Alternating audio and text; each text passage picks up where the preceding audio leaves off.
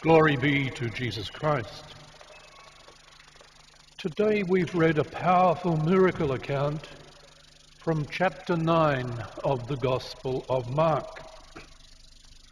That entire chapter is gathered by some commentators under the title Signs of Hope.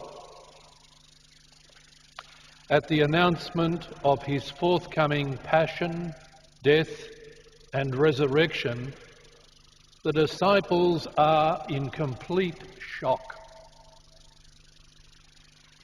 Jesus responds to this by offering two signs of hope.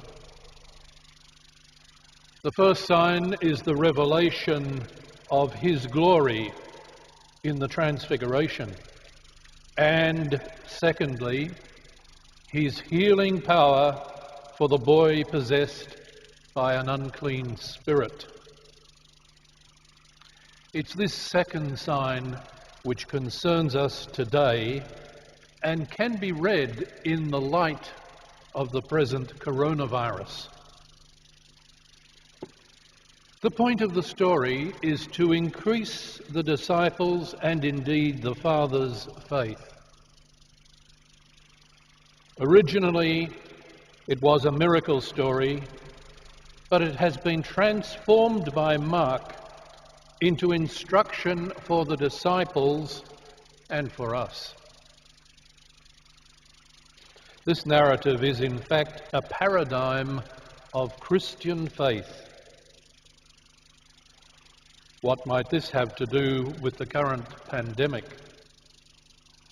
The disciples had fallen into despair because they could not help a desperate father to cure his son who is so ill.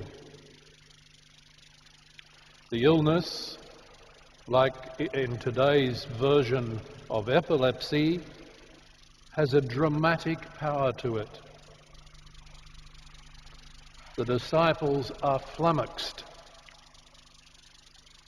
Jesus replies to the Father, "Everything is possible to one who has faith." Emeritus Archbishop Stefan Soroka comments on this passage in these words: "It is as if Jesus says, the cure of the boy depends not on me but on you. Herein lies a universal truth.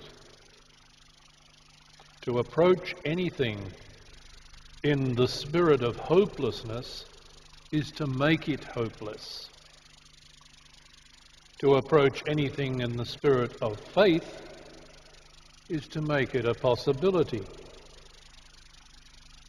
Many people are cursed with a sense of the impossible, and that is why miracles cannot happen. The Father's response is inspiring to us. I do believe, help my unbelief. Jesus did not disappoint the Father, he cured the boy. In this time of crisis, we too need the kind of faith which is manifested through prayer, which brings us closer to God. We too see that despite the power of modern medical science, we are incapable of halting the coronavirus without faith. The faith that we need is wrapped in the Christian language of resurrection.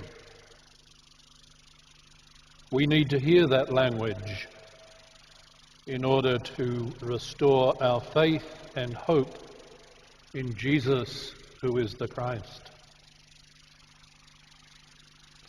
Jesus' final recommendation to the disciples, and therefore to us too, is to pray.